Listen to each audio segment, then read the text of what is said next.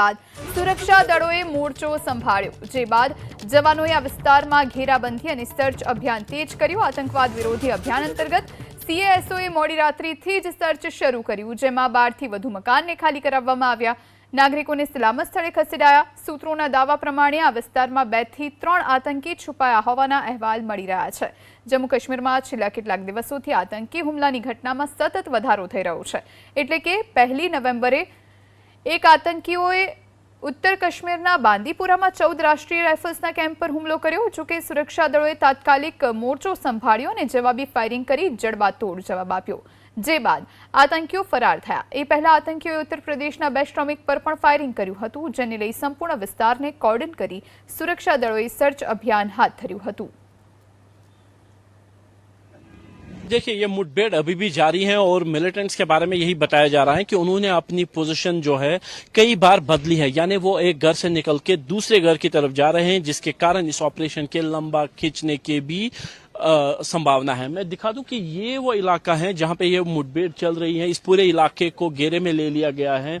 काफी गुंजान आबादी वाला ये इलाका है और घर पास पास होने के कारण ही सुरक्षा बलों को कल यहां से तकरीबन दर्जन भर घरों को खाली कराना पड़ा, क्योंकि सटे होने के कारण उनमें सिविलियंस के होने से ऑपरेशन में दिक्कतें आ सकती थी। इसीलिए रात भर चले ऑपरेशन में पहले जो आसपास के घर थे उनको खाली कराया गया और फिर टारगेट घर को आइसोलेट करके आज सुबह तड़के जब ऑपरेशन शुरू किया गया था तो पहली गोली के साथ ही ये मुठभेड़ तकरीबन 7 बजे के करीब शुरू हुई थी और उसके बाद से लगातार इस समय भी गोलियों की गनगरज बीच बीच में सुनाई दे रही है। ग्रेनेड के धमाकों की भी आवाज सुनाई दे रही है। सुरक्षा बलों का यह कहना है कि कम से कम 2 मिलिटेंट्स अभी भी इस कॉर्डन में फंसे हुए हैं, यानी इन घरों के बीच में ही वो फंसे हुए वो भागने की कोशिश कर रहे थे। उन्होंने आज सुबह तड़के कॉर्डन तोड़ने की कोशिश की थी।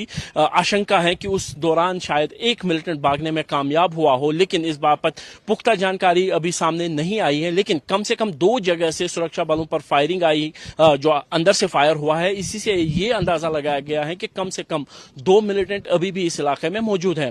जम्मू कश्मीर पुलिस सीआरपीएफ जो है इस जॉइंट ऑपरेशन को चला रही है और तकरीबन 2.5 साल के बाद एक मुठभेड़ जो है वो श्रीनगर शहर में हो रही है, जो बदली हुए हालात की तरफ इशारा कर रही है। हालांकि सुरक्षा बलों का ये कहना है कि तकरीबन 1 महीने से वो इस ग्रुप को ट्रैक कर रहे थे। इस ग्रुप के कई लोगों को पहले ही गिरफ्तार किया गया है। पिछले हफ्ते इस ग्रुप से जुड़े हुए 7 OGWs को सुरक्षा बलों ने विभिन्न ऑपरेशंस में जो है गिरफ्तार किया था।